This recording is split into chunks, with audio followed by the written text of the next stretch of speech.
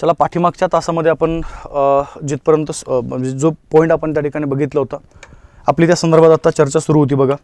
मी तुम्हाला सांगितलं होतं की शेवटचे जे छत्रपती आहे ते छत्रपती शाहू महाराज आणि महाराणी ताराबाई यांच्यामध्ये काय झालं बघा। त्या ठिकाणी त्या छत्रपती पदासाठी 1707 मध्ये एक लढाई झालेली आहे आणि त्या लढाईचं नाव लक्षात ठेवा, चला खर्ड्याची लढाई। सविस्तर आपण समजून घेऊया। आणि त्या खर्ड्याच्या युद्धामध्ये महाराणी ताराबाई यांच्या पक्षामध्ये जे काही त्या ठिकाणी सेनापती होते, जसं पाठीमागं आपलं त्यांच्याबद्दल बोलणं झालेलं आहे बघा। धनाजी जाधव आहेत, संताजी जाधव आहेत, यांना काय केलं बघा त्या ठिकाणी जे बाळाजी विश्वनाथ भट आहेत यांनी शाहू महाराज यांच्या पक्षामध्ये आणलं बघा। आणि मग त्या 1717 मध्ये ज्यावेळेस त्या ठिकाणी ही लढाई झाली तर या लढाईमध्ये इथं काय केलं बघा, शाहू महाराजांनी महाराणी ताराबाईचा पराभव केला आणि सरळ त्या ठिकाणी साताऱ्याची गादी जी आहे ती गादी त्या ठिकाणी काय केली बघा, हस्तगत केलेली आहे। मग आता पहिला एक भाग लक्षात ठेवला, त्याच्यामध्ये कंडिशन अशी ठेवली गेली होती, म्हणजे ज्यावेळेस धनाजी जाधव आणि संताजी जाधव यांना इकडं शाहू महाराजांच्या पक्षामध्ये आणलं गेलं त्यावेळेस त्यांना सेनापती बनवलं जाईल आणि नंतर त्यांना सेनापती बनवलंही गेलं। परंतु त्यांच्या मृत्यूनंतर बघा त्यांचा मुलगा आहे चंद्रसेन जाधव, त्यांना पुन्हा छत्रपती शाहूंचं सेनापती बनवलं गेलं। परंतु पहिला एक भाग लक्षात ठेवला आपण जर बघितलं बघा तर सरळ त्या ठिकाणी जे चंद्रसेन जाधव आहेत यांनी काय केलं तर बघा, आतून म्हणजे इंटरनल त्या ठिकाणी त्यांचं समर्थन होतं कुणाला, महाराणी ताराबाईला। आणि त्यामुळे काय केलं बघा, छत्रपती शाहू महाराजांनी चंद्रसेन जाधव यांच्यावरती नियंत्रण ठेवण्यासाठी एक नवीन पद निर्माण केलं होतं, सेनाकर्ते नावाचं। आणि मग त्या सेनाकर्ते पदावरती काय केलं बघा, त्यांनी जे बाळाजी विश्वनाथ भट आहेत बघा त्यांची नियुक्ती केली। मग आता पुढं आपण जर बघितलं बघा तर सरळ पुढच्या भागामध्ये 1713 मध्ये डायरेक्ट या ठिकाणी बाळाजींना मराठा राज्याचं सरळ पहिलं पेशवा जे पद आहे ते पेशवा पद काय केलं बघा त्या ठिकाणी देऊन टाकलं। आणि मग त्यांच्या कालखंडामध्ये ज्या काही बऱ्याचशा घटना घडल्या बघा त्याचा पाठीमागं आपण सविस्तर त्या ठिकाणी अभ्यास केलेला आहे। आता त्यानंतर जर आपण थोडंसं जर पुढे गेलो बघा, बाळाजी विश्वनाथ भट यांच्यानंतर जर सेकंड जर पेशवा जर कोण झालं असेल तर त्यांचं नाव लक्षात ठेवलं बघा। तसं तुम्हाला मी पाठीमागं त्यांच्याबद्दल थोडंसं बोललेलो आहे, ज्यांचं नाव लक्षात ठेवलं थोरले बाजीराव हे त्यांचं नाव आहे बघा। काय बोललो मी, थोरले बाजीराव।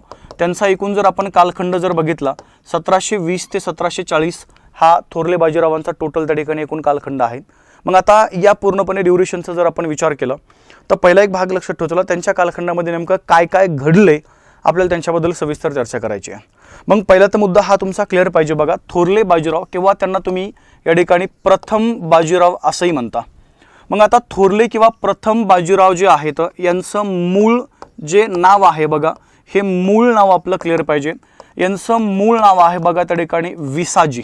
काय बोललो मी, विसाजी हे थोरले किंवा प्रथम बाजीरावांचं मूळ नाव आहे। त्यानंतर जर आपण बघितलं बघा सरळ त्या ठिकाणी इथं हे जे आहेत यांच्या संदर्भातला अजून एक वाक्य लक्षात ठेवलं, यांच्याकडे काही खाजगी घोडे होते बघा, म्हणजे सरकारी घोडे आणि खाजगी घोडे असं काही प्रकार आहे त्या कालखंडामधला। तर त्यांच्याकडे 4 खाजगी घोडे होते बघा, त्यांचं नाव लक्षात ठेवलं।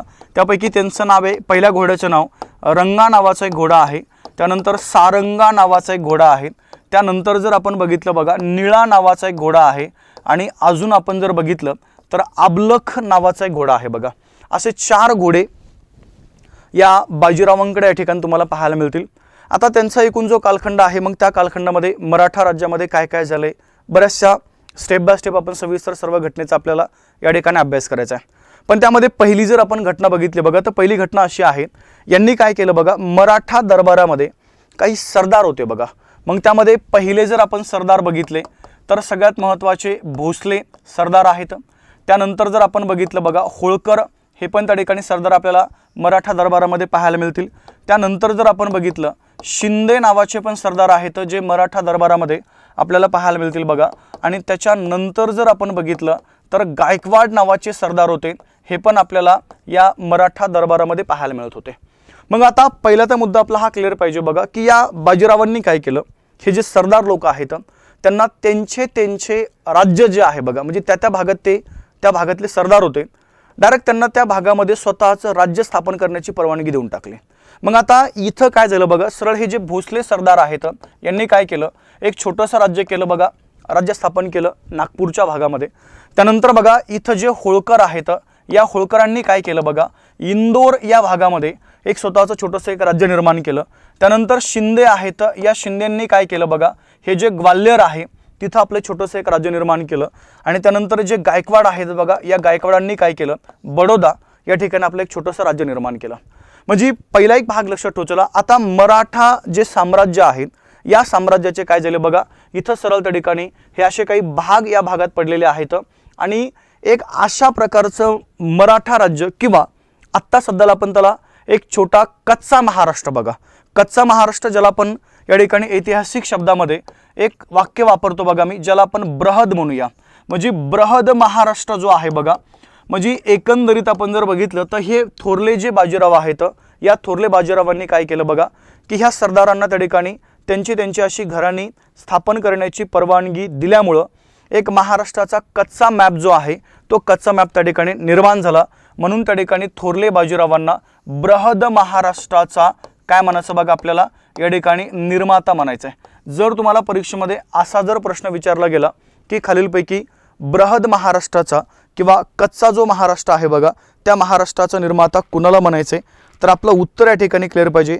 जे थोरले बाजीराव आहेत यांना आपण काय म्हणतो बघा, या ठिकाणी बृहद महाराष्ट्राचा निर्माता किंवा जो आपला कच्चा महाराष्ट्र आहे बघा या कच्च्या महाराष्ट्राचे निर्माते आपल्याला या ठिकाणी बाजीरावांना म्हणायचं आहे.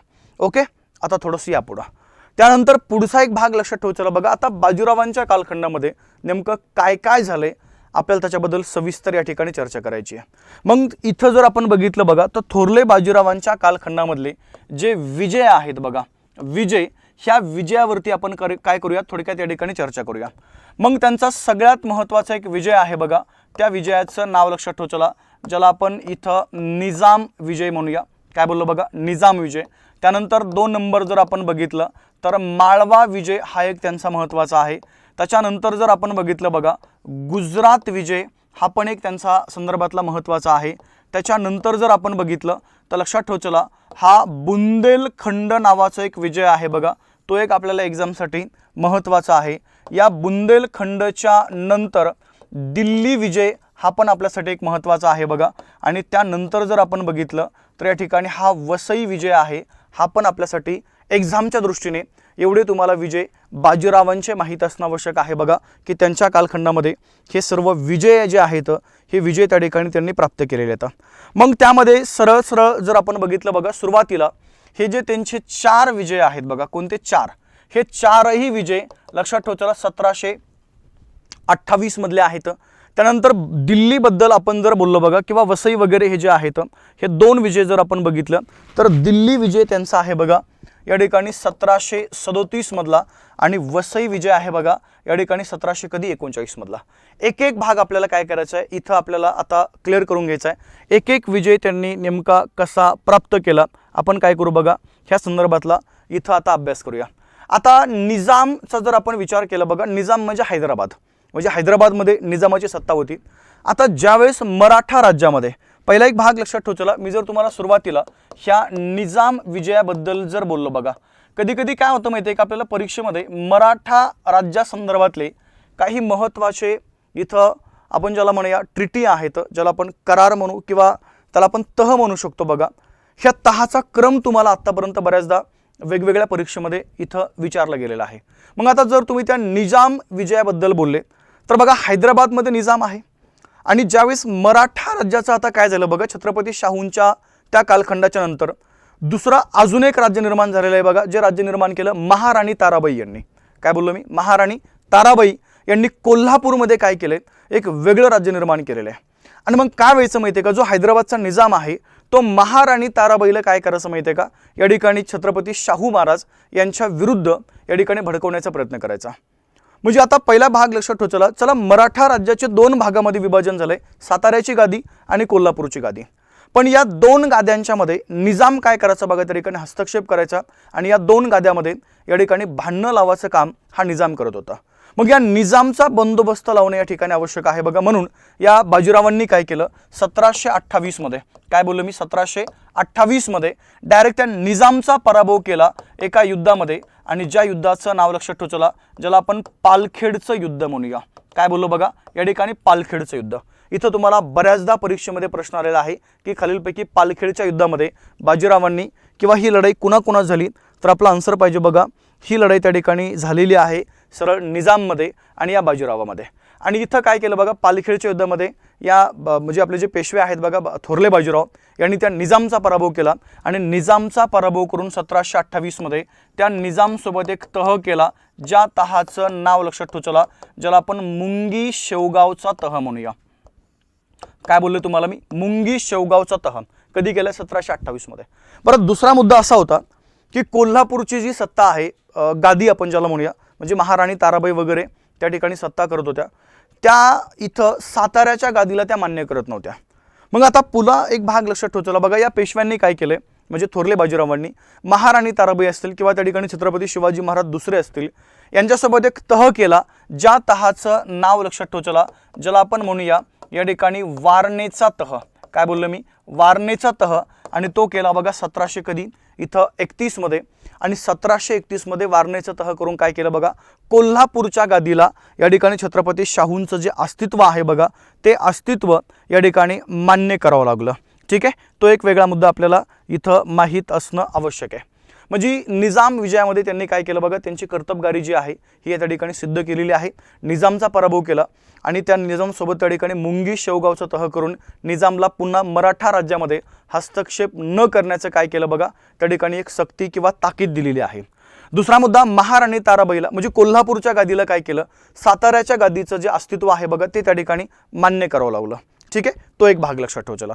त्यानंतर बघा, जर तुम्ही त्यांचा जर दुसरा जर विजय बघितला तर मगाशी बोललो तुम्हाला मी, तो आहे त्या ठिकाणी कोणता बघा, माळवा विजय. आता माळवा विजय नेमकं काय मॅटर आहे आपण त्याच्याबद्दल इथं चर्चा करूया. तो त्या ठिकाणी त्यांनी प्राप्त केला बघा 1728 मध्ये. आता माळवा हा उत्तर भारतामधला एक भाग आहे आणि थोरले बाजीरावांच्या अगोदर जे पेशवे होऊन गेले, ज्यांचं नाव लक्षात ठेवलं काय बघा, बाळाजी विश्वनाथ भट. पाठीमागच्या लेक्चरमध्ये आपण त्याच्याबद्दल सविस्तर बोललेलो आहोत त्यांच्याबद्दल. मग आता त्या बाळाजी विश्वनाथ भटांनी काय केलं बघा, उत्तर भारतामध्ये मराठा राज्याला 2 प्रकारचे अधिकार मिळवून दिले होते. त्यातला पहिला अधिकार आहे बघा, तो म्हणजे त्या ठिकाणी सरदेशमुखीचा आणि दुसरा कोणता बघा त्या ठिकाणी चौथाईचा. आता सरदेशमुखी कशाला म्हणायचे किंवा चौथाई कशाला म्हणायचे हा आपला एक वेगळा मुद्दा आहे, जे तुम्हाला मी पाठीमागच्या तासामध्ये क्लिअर केलेला आहे. सरदेशमुखी म्हणजे उत्पन्नाचा 1/10 भाग वसूल करण्याचा अधिकार मिळणे आणि चौथाई म्हणजे उत्पन्नाचा 1/4 भाग वसूल करण्याचा अधिकार मिळणे. परंतु उत्तर भारतामध्ये विशेष करून माळवा हा जो भाग आहे बघा, तर या माळवा भागामध्ये आपण जर बघितलं तर त्या ठिकाणी एक मुघलाचा एक आपण ज्याला म्हणूया सरदार आहे बघा, मुघल सरदार, ज्यांचं नाव लक्षात ठेवा, त्यांचं नाव आहे बघा त्या ठिकाणी गिरीधर बहादूर. काय बोललो मी, गिरीधर बहादूर हे त्या ठिकाणी ह्या मुघल सरदाराचं नाव आहे. आणि या गिरीधर बहादूरने काय केलं बघा, इथं उत्तर भारतामध्ये मराठा सरदारांना हे सरदेशमुखी लक्षात ठेवा, सरदेशमुखी आणि चौथाई हे जे 2 कर आहेत, हे 2 कर देण्यासाठी काय केलं बघा, पूर्णपणे नकार देऊन टाकला. मग आता इथं काय केलं बघा, थोरले बाजीरावांनी 1728 मध्ये या गिरीधर बहादूरचा इथं एक लढाई केली बघा त्याच्यासोबत, आणि त्या लढाईचं नाव लक्षात ठेवा, अमझेरा लढाई. काय बोललो मी, अमझेरा. आणि या अमझेरा लढाईमध्ये काय केलं बघा, त्या गिरीधर बहादूरचा त्या ठिकाणी पराभव केला आणि पराभव करून पुन्हा त्या ठिकाणी हे 2 कर त्याच्याकडनं काय केले बघा, या ठिकाणी वसूल केलेले आपल्याला, म्हणजे 2 कर त्या ठिकाणी पुन्हा त्याच्याकडनं वसूल केलेले आपल्याला या ठिकाणी पाहायला मिळतील. ओके, चला या थोडंसं पुढं. सेकंड एक भाग आपण जर बघितलं बघा, पुढचा जो विजय आहे तो पुढचा विजय लक्षात ठेवा, गुजरात विजय. एक विजय आपण कव्हर करतोय. निजाम विजय आपला क्लिअर झालाय, माळवा विजय आपला क्लिअर झालेला आहे. आता आपण येतो बघा तुमच्या गुजरात विजयाकडे. आता गुजरात विजय नेमका भानगड काय आहे किंवा हा नेमका मॅटर काय आहे बघा, आपण काय करूया त्या विजयाबद्दल थोडक्यात चर्चा करूया, जो विजय त्यांनी प्राप्त केला 1728 मध्ये. मी तुम्हाला वारंवार असं म्हणजे पाठीमागे आपलं बऱ्याचदा बोलणं झालेलं आहे, त्यातल्या तो काय झालं बघा, थोरले बाजीराव किंवा ज्यांना आपण प्रथम बाजीराव म्हणतो, त्यांच्याबद्दल बरीचशी माहिती या ठिकाणी काय झालं बघा, चुकीची या ठिकाणी पसरवली गेलेली आहे. वास्तविकता आपल्याला माहितीच नाही. विशेष करून तो एक पिक्चर आपण बघितलं पाठीमागे येऊन गेलेला बाजीराव मस्तानी, आणि बाजीराव मस्तानी पिक्चर बघून आपण काय केलं बघा, त्यांच्याबद्दल आपले मतं जे आहेत हे मतं त्या ठिकाणी ग्राह्य करून टाकले. परंतु वास्तविकता नेमकी काय आहे बघा, ते अजून बऱ्याचशा लोकांना माहित नाहीये. तीच आपण काय करूया पुढच्या भागामध्ये या ठिकाणी चर्चा करण्याचा प्रयत्न करूया. परंतु आत्ता सध्याला आपण चर्चा करतोय या गुजरात विजयाबद्दल. आता पहिला एक भाग लक्षात ठेवा, पाठीमागे मी तुम्हाला सांगितलं होतं की उत्तर भारतामध्ये हे जे 2 कर वसूल करण्याचे अधिकार मराठा सरदारांना जे मिळाले होते बघा, मग हे 2 कर वसूल करण्यासाठी एक आपण ज्याला म्हणूया मराठा सरदार आहेत ज्यांचं नाव आपल्याला या ठिकाणी माहीत असणं आवश्यक आहे बघा, त्यांचं नाव आहे त्या ठिकाणी त्र्यंबकराव दाभाडे। काय बोललो मी? त्र्यंबकराव दाभाडे। आता एक पॉइंट लक्षात ठेवा बघा, ह्या त्र्यंबकराव दाभाडे यांची नियुक्ती हे 2 कर वसूल करण्यासाठी त्या ठिकाणी छत्रपती शाहूंनी इथं केली होती बघा। काय बोललो मी? हे 2 कर वसूल करण्याची जी काही जिम्मेदारी आहे, ही जिम्मेदारी त्या ठिकाणी ह्या गुजरात भागामध्ये कोणावरती टाकली गेली होती? ही होती बघा त्र्यंबकराव दाभाडे यांच्यावरती टाकली गेली होती। परंतु थोडासा त्र्यंबकराव दाभाडे यांनी काय केलं बघा, हे कर वसूल करण्यामध्ये थोडीशी आपण ज्याला म्हणूया थोडं आपण ज्याला एक कानकुचराई केली बघा। त्यामुळे काय केलं, डायरेक्ट बाजीरावांनी त्र्यंबकराव दाभाडे यांच्यावरती एक आपण ज्याला म्हणूया त्यांचा पराभव केला। म्हणजे त्र्यंबकराव दाभाडे यांच्यासोबत एक लढाई केली, ज्या लढाईचं नाव लक्षात ठेवा बघा उभोईची लढाई। आणि या उभोईच्या लढाईमध्ये काय केलं बघा, त्र्यंबकराव दाभाडे यांचा पराभव करून त्यांना त्या सरदार पदावरून हटवलं। आणि तिथं काय केलं बघा, अजून एक व्यक्ती आहे ज्यांचं नाव लक्षात ठेवा पिलाजीराव गायकवाड। काय बोललो मी? पिलाजीराव गायकवाड जे आहेत, या पिलाजीराव गायकवाडांची इथं नियुक्ती केली बघा हे 2 कर वसूल करण्यासाठी। म्हणजे तो एक विजय आपल्याला इथं प्राप्त झालेला पाहायला मिळेल। आता दुसरा मुद्दा जो सगळ्यात चर्चित विषय आहे, जो सगळ्यात काय बोललो बघा चर्चित विषय आहे, आणि ज्या विषयामुळं थोरले बाजीराव किंवा ज्यांना आपण प्रथम बाजीराव म्हणतो बघा, यांची खूप सारी चर्चा त्या ठिकाणी केली जाते। मी तर वारंवार त्या ठिकाणी वेगवेगळ्या माझ्या सेशनमध्ये बऱ्याचशा विद्यार्थ्यांना सांगत असतोय की आपल्या म्हणजे आपण ज्याला म्हणूया त्या ठिकाणी आपल्या भागाचं हे दुर्भाग्य आहे महाराष्ट्राचं, की थोरले बाजीरावांचा परिचय जो आहे बघा, परिचय आपल्याला एक नाव जोडून केला जातो, आणि ते नाव आहे बघा त्या ठिकाणी मस्तानीबाई यांचं नाव। काय बोललो मी? मस्तानीबाई। म्हणजे मस्तानीबाई सोबत बाजीरावांचं नाव जोडून आपल्याला त्यांचा परिचय केला जातो। परंतु मी तुम्हाला अजून एक सांगतो बघा, हे असं एकमेव त्या ठिकाणी व्यक्तिमत्व आहे की त्यांनी त्यांच्या 20 वर्षाच्या त्या कालखंडामध्ये, म्हणजे थोरले बाजीरावांचा जन्म आहे 1700 सालचा, पेशवा बनले 1720 मध्ये, आणि त्यांचा मृत्यू झाला 1740 मध्ये। म्हणजे ते पेशवा पदावरती फक्त 20 वर्ष राहिले तर, पण या 20 वर्षामध्ये त्यांनी जी कारकीर्द गाजवलेली आहे ती मात्र आपल्याला त्या ठिकाणी बऱ्याचदा सांगितलं जात नाहीये। आपल्याला फक्त मस्तानीबाई हे त्यांच्यासोबत नाव जोडून त्यांचा परिचय आपल्याला केला जातो, परंतु त्यांचं युद्ध कौशल्य किंवा त्यांनी ज्या लढाया केल्या त्या बऱ्याचदा त्या ठिकाणी आपल्याला सांगितलं जात नाही येतं।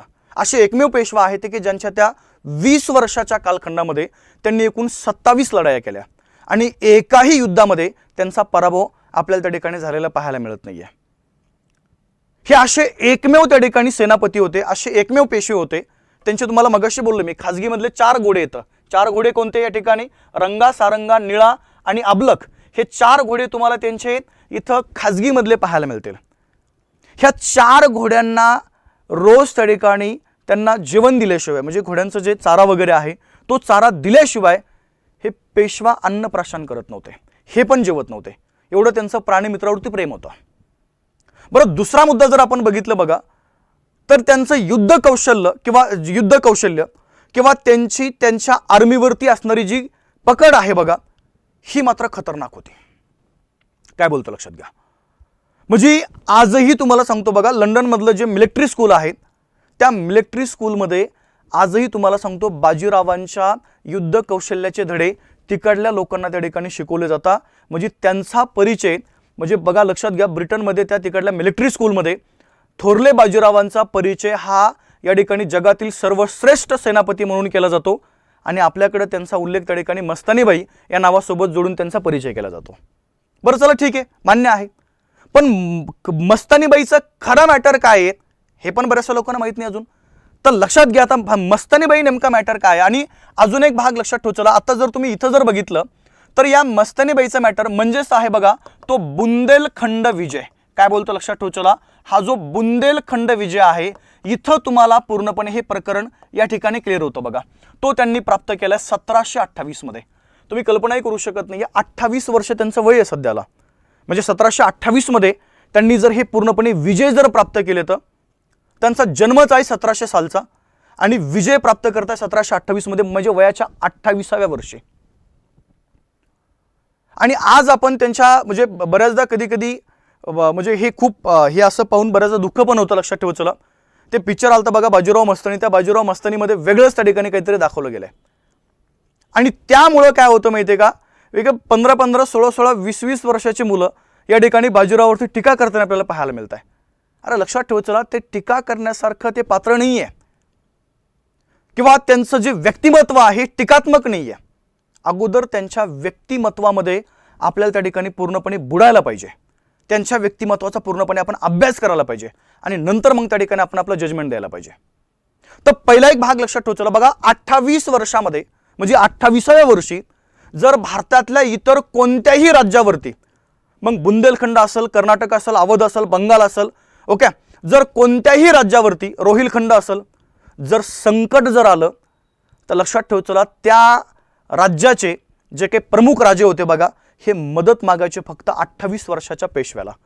म्हणजे लक्षात ठेवा चला, त्यांची म्हणजे खतरनाक कसं ते व्यक्तिमत्व असेल. एक उदाहरण तुम्हाला सांगतो. दिल्लीचा मुघल बादशाह आहे बघा, ज्या मुघल बादशाहचं नाव आपण जर बघितलं तर त्या ठिकाणी सरळ मोहम्मद शहा मुघल बादशाह आहे, मोहम्मद शहा.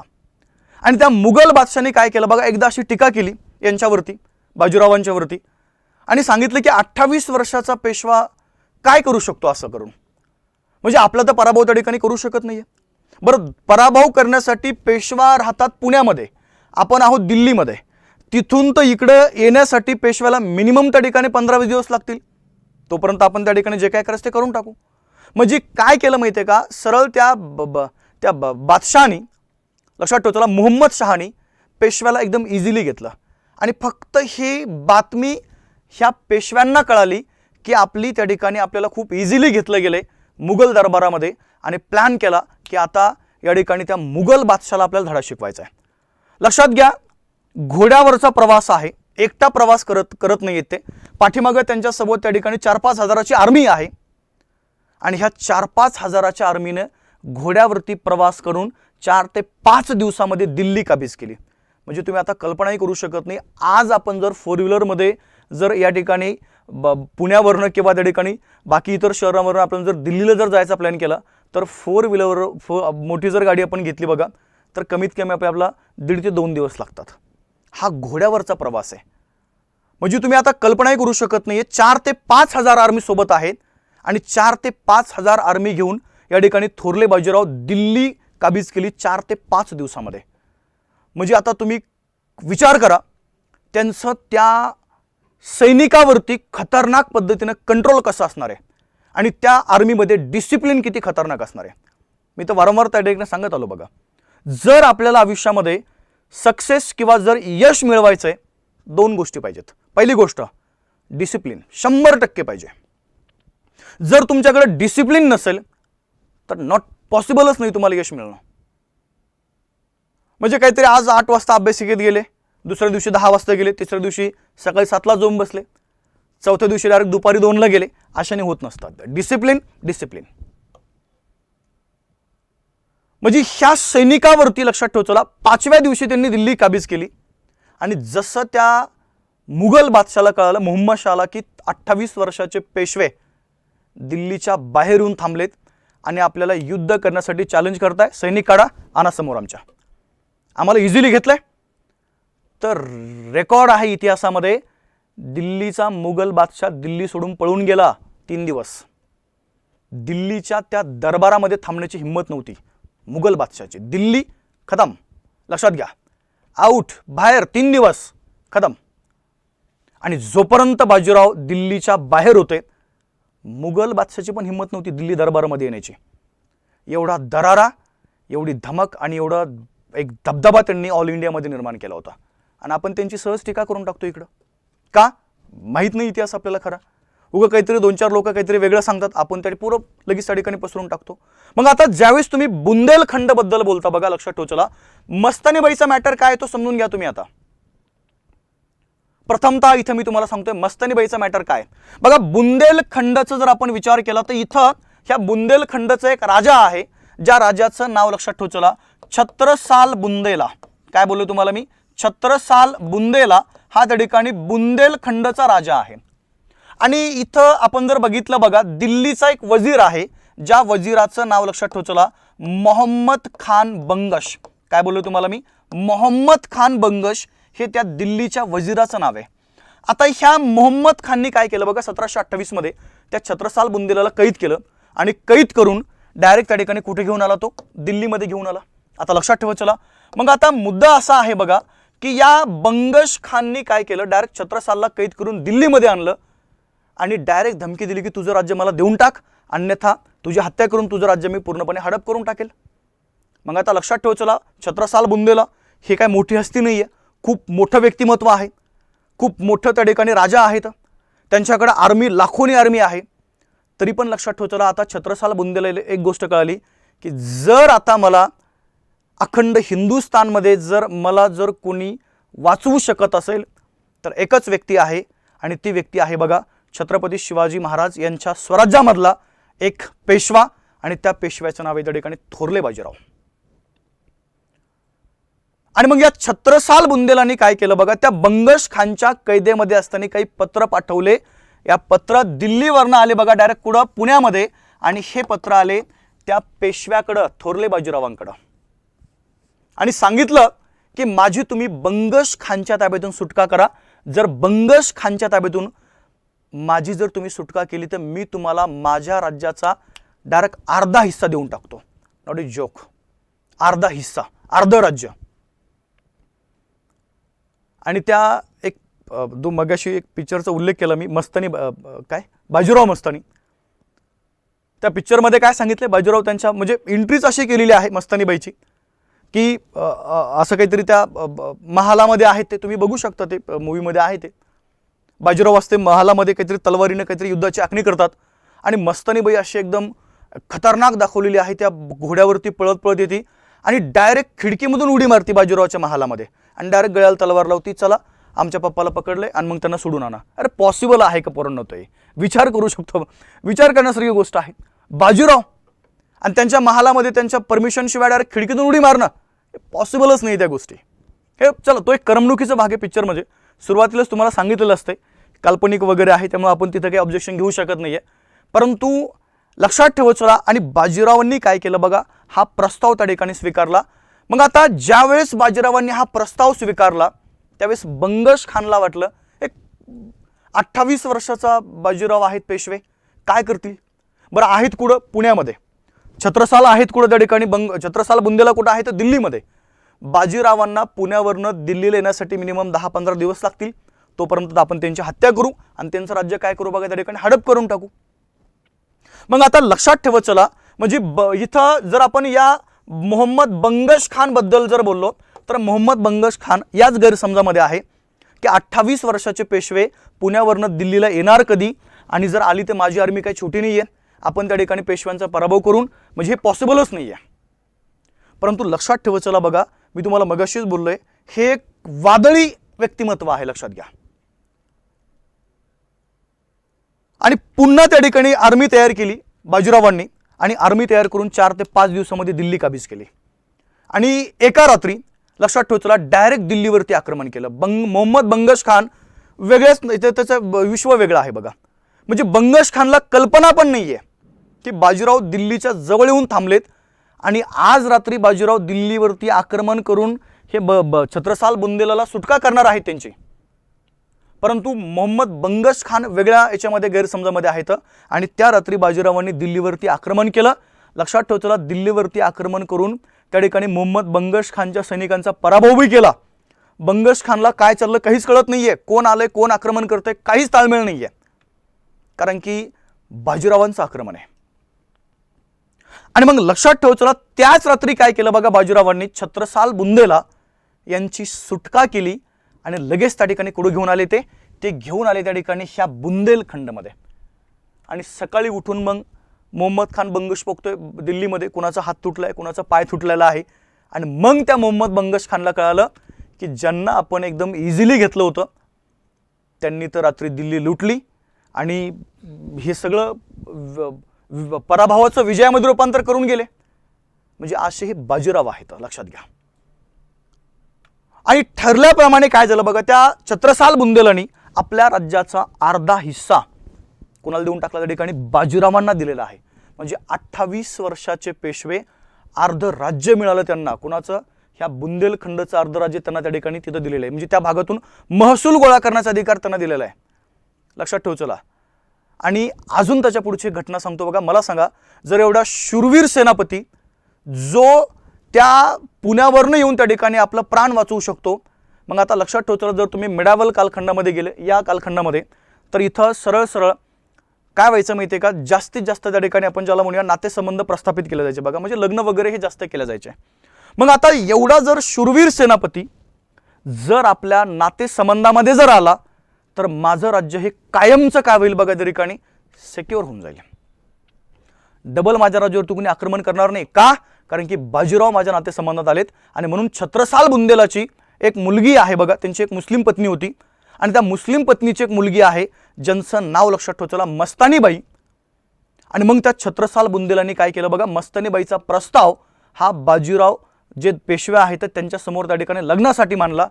आणि त्याच्यानंतर मग बाजीराव पेशव्यांनी काय केलं बघा, तिथं मस्तानीबाई सोबत लग्न केलेलं आहे. हा खरा इतिहास आहे त्यांच्या त्या लग्नाचा, लक्षात घ्या. पण आपल्याला काहीतरी वेगळंच दाखवलं इकडं. बरं, तिथून पहिला एक भाग लक्षात ठेव चला, बाजीराव दुसरे यांनी त्यांच्यासोबत लग्न केल्यानंतर त्यांना पुण्यामध्ये आणलं गेलं. तिथं पुणे दरबारातील लोकांनी विरोध केला. त्यांनी बाजीराव म्हणजे पेशवा यांनी मस्तानीबाईसाठी पुण्यामध्ये वेगळा महल बांधला, ज्या महलाचं नाव लक्षात ठेव चला, मस्तानी महल. अजून एक मुद्दा, मस्तानीबाई त्या ठिकाणी मुस्लिम आहेत. मग त्यांचं मत आहे की मला माझ्या धर्म परंपरेनुसार लग्न करायचंय, चला काही अडचण नाही आहे. बाजीरावांनी परवानगी दिली. बाजीराव पेशवे हिंदू आहेत, त्यांनी पण तो मुद्दा मांडला की मला माझ्या धर्म परंपरेनुसार लग्न करायचंय. त्यांनी पण त्यांच्या म्हणजे वास्तविकता लक्षात ठेवतो, ही दूरदृष्टी बघा कितीची आहे, किती पुढची आहे ते. त्यांना एक मुलगा आहे बघा, शमशेर बहादूर नावाचा. म्हणजे आपण जर बघितलं तर मस्तानीबाई आणि बाजीराव यांना एक मुलगा झाला. मस्तानीबाई यांचं मत आहे की त्या मुलाचं नाव मला माझ्या परंपरेनुसार ठेवायचंय. मग त्या मुलाचं नाव ठेवलं गेलं शमशेर बहादूर. बाजीराव त्या मुलाला त्या ठिकाणी कृष्णदेवराय म्हणायचे. आणि त्याच्या पुढचा एक भाग लक्षात ठेव चला, पानिपतच्या पहिल्या लढाईमध्ये जर पहिलं या ठिकाणी आपण ज्याला म्हणूया हुतात्मा जर कोण असेल तर हे शमशेर बहादूर हे पहिले हुतात्मे आहेत. हे आपल्याला बऱ्यापैकी माहितीच नाहीये. आणि हा त्यांचा खरा इतिहास आहे बघा, ज्याला आपण बुंदेलखंड विजय म्हणतो. तर त्यांनी वयाच्या 1728 मध्ये काय केलं बघा, वयाच्या 28व्या वर्षी हा बुंदेलखंड विजय त्यांनी काय केलाय या ठिकाणी प्राप्त केलेला आहे. तर ही एक बेसिक माहिती आहे बघा, जी आपल्याला बाजीरावांच्या बद्दल या ठिकाणी माहिती असणं आवश्यक आहे. ठीक आहे, म्हणजे सरळ सरळ जर आपण बघितलं, इथं त्यांनी 1728 मध्ये या छत्रसाल बुंदेलासोबत बुंदेलखंडाचा तह करून त्या भागातून महसूल गोळा करण्याचे अधिकार वगैरे मिळवले. तर हा एक भाग काय करा बघा, बाजीरावांच्या बद्दलचा आपल्याला माहिती असणं आवश्यक आहे. ओके, चला पुढे आपण जाऊया. एक एक भाग आपण त्यांचा एक एक विजय समजून घेतोय. अपेक्षा आहे तुम्हाला बुंदेलखंड विजयाबद्दल बऱ्यापैकी तुमचे डाऊट क्लिअर झाले असतील. आणि तुम्ही जो मूवी बघितला बघा बाजीराव मस्तानी, त्याच्यामध्ये काहीतरी वेगळंच दाखवलंय बाजीरावांना. म्हणजे शेवटी जर तुम्ही मूवीचा एंड जर बघितला तर लक्षात ठेव चला, इकडं मस्तानीबाईला साखळदंडाने बांधलंय, तिकडं बाजीराव कुठेतरी नर्मदा नदीमध्ये पळत पळत असे आतमध्ये गेले आणि तिथं त्यांचा मृत्यू झाला. लक्षात ठेवा मित्रांनो, एवढा मोठा शूरवीर सेनापती आहेत. 1739 मध्ये नादिर शहानं भारतावरती आक्रमण केलं होतं, अफगाणिस्तानचा शासक नादिर शहा. आणि ते नादिर शहाचं आक्रमण परतून लावण्याची जिम्मेदारी इथं ह्या पेशव्यांच्या वरती होती बघा. म्हणून पेशवे उत्तर भारतामध्ये गेले होते 1739 मध्ये. आणि तिथं जात असताना बघा त्या कालखंडामध्ये त्यांना ज्वर म्हणजे ताप झाला, म्हणजे ताप आला त्यांना, आजारी पडले ते. आणि त्या आजारपणामध्ये काय झालं बघा, त्यांचा त्या ठिकाणी मृत्यू झालेला आहे. लक्षात घ्या, हे असं पिक्चरमध्ये दाखवलं तसं काही नाही आहे, ते नदीमध्ये पडले ते तसं काही नाही आहे त्या गोष्टी. ते आजारी पडले, ताप आला आणि त्याच्यामध्ये काय झालं बघा, त्यांचा मृत्यू झालेला आहे. हा त्यांचा खरा इतिहास आहे. आणि हे त्या ठिकाणी वास्तविकतेमध्ये खरे बाजीराव आहेत. बाजीरावांचा परिचय करताना मस्तानीबाई ह्या त्यांच्यासोबत त्यांचा परिचय नका करून देऊ. हा तो एक भाग वेगळा आहे, लक्षात घ्या.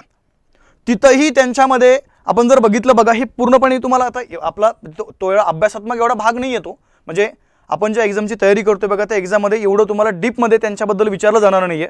परंतु माझं मत आहे की आपण पुढं जाऊन हे जे मेन आपल्या भारतातले जे काही व्यक्तिमत्व होऊन गेले बघा, त्यांच्याबद्दल त्या ठिकाणी काही चुकीचा मेसेज द्यायला नकोय किंवा चुकीचा मेसेज त्या ठिकाणी आपण बाहेर पसरवायला नकोय.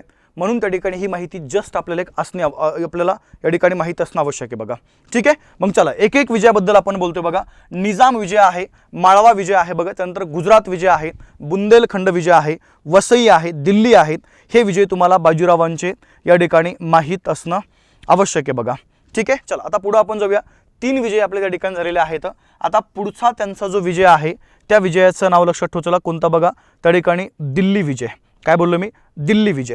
आता पुन्हा एक भाग लक्षात ठेवा, पुन्हा काय केलं बघा, ह्या दिल्लीच्या मुघल बादशाहाने डबल त्या ठिकाणी त्या निजामला सोबत घेतलं आणि निजामला सोबत घेऊन काय केलं बघा, पुन्हा त्या ठिकाणी मराठा राज्यामध्ये हस्तक्षेप करण्याचा प्रयत्न केलेला आहे बघा. काय त्या ठिकाणी मराठा राज्यामध्ये हस्तक्षेप करण्याचा प्रयत्न केला. म्हणजे आता पहिला एक भाग लक्षात ठेवा, 1700 कधी बघा या ठिकाणी 38 मध्ये, आणि त्यावेळेस बाजीरावांनी काय केलं, पुन्हा एकदा त्या निजामचा पराभव केला. काय बोललो त्या ठिकाणी, निजामचा जो पराभव केलेला आहे लक्षात ठेवा, निजामचा पराभव करून त्या निजामसोबत काय केलं बघा, सरळ सरळ एक तह केला, ज्या तहाचं नाव लक्षात ठेवा, सराई दुराईचा तह. तह मात्र सर्वांनी काय करा बघा या ठिकाणी लक्षात ठेवा, सराई काय बघा दुराईचा तह. आणि सराई दुराईचा तह करून काय केलं, पूर्णपणे निजामचा जो बंदोबस्त आहे बघा, किंवा या दिल्ली मुघल बादशाह वगैरे जे आहेत त्यांचा काय केला बघा, त्या ठिकाणी बंदोबस्त त्यांनी केलेला आहे. पुढचा त्यांचा एक विजय लक्षात ठेवा बघा, वसई विजय, जो त्यांनी प्राप्त केला 1700 कधी 39 मध्ये. आता जर आपण वसई विजयाबद्दल जर बोललो बघा, तर सरळ सरळ एकंदरीत आपण जर बघितलं तर या वसई विजयामध्ये त्यांनी काय केलं, त्या ठिकाणी पोर्तुगीजांच्या ताब्यामध्ये, पोर्तुगीज जे आहेत बघा त्यांच्या ताब्यामध्ये आपल्या मराठा राज्यामधले वसई आहे, त्यानंतर बघा साष्टी आहे, ओके, त्यानंतर ठाणे आहे. हे जे काही त्या ठिकाणी शहरं होती बघा, हे शहरं जिंकून पुन्हा त्यांनी काय केलं, ह्या शहरांचा समावेश या ठिकाणी मराठा राज्यामध्ये आपल्याला केलेला पाहायला मिळतो बघा. ओके, त्याच्यानंतर आपण जर बघितलं तर पुन्हा एकदा काय केलं बघा, 1700 म्हणजे पुढचा जर आपण भाग बघितलं तर 1740 मध्ये, म्हणजे 39 आपण ज्याला म्हणूया, पुन्हा एकदा इथं त्यांचा निजाम विजय आहे बघा. आणि निजामने काय केलं, डबल एकदा मराठा राज्यावरती आक्रमण केलं. आणि आता फायनली काय केलं बघा, निजामचा पराभव केला. आणि फायनली निजामचा पराभव करून त्या निजामसोबत काय केलं बघा, 1739 मध्ये यांनी सरळ मुंगी पैठणचा तह केला. आणि मुंगी पैठणचा तह करून काय केलं बघा, निजामचा कायमचा जो बंदोबस्त आहे तो बंदोबस्त त्या ठिकाणी त्यांनी लावलेला आहे बघा. ठीक आहे, तर अशा प्रकारे हे जे काही व्यक्तिमत्व आहे बघा, ज्यांचं मूळ नाव या ठिकाणी विसाजी आहे. ओके, आणि त्यांच्या कालखंडामधल्या ह्या ज्या मेन घटना आहेत, ह्या मेन घटना आपल्याला या ठिकाणी माहीत असणं आवश्यक आहे. बऱ्याचदा आपल्याला परीक्षेमध्ये यांच्यावरती जर प्रश्न विचारले तर त्याबद्दलची आपल्याला माहिती या ठिकाणी सांगता येणं आवश्यक आहे बघा. ओके, आता थोरले बाजीरावांच्या नंतर पुढचे जे पेशवे झाले त्यांच्याबद्दल आपण सविस्तर चर्चा करूया, पण ते आपल्या पुढच्या तासामध्ये करू. तोपर्यंत आपण थांबूया, भेटू आपण आपल्या सेकंड सेशनमध्ये. तोपर्यंत सर्वांना जय हिंद, जय महाराष्ट्र, शुभ दिवस.